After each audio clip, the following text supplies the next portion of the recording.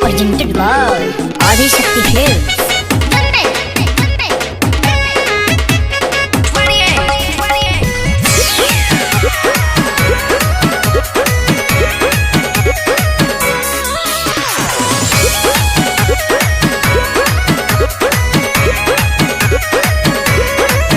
रउआ बाली बंगाल से ले आवे के बाद हमरा बिंदिया इंडिया हिलावे के बाद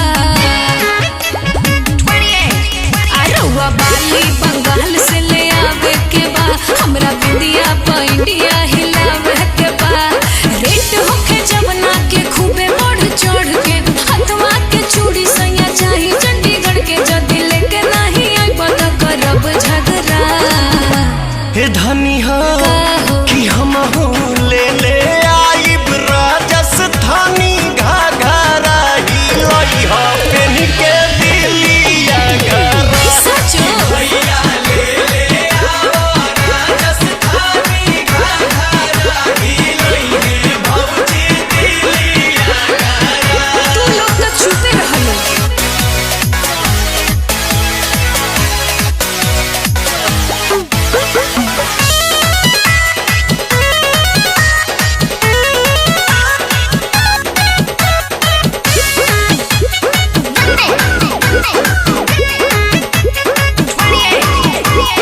गजियाबाद के गजरा चाही गजरा कानपुर के पैजनिया पटना के चाही चलूंगी दहिया तूर के।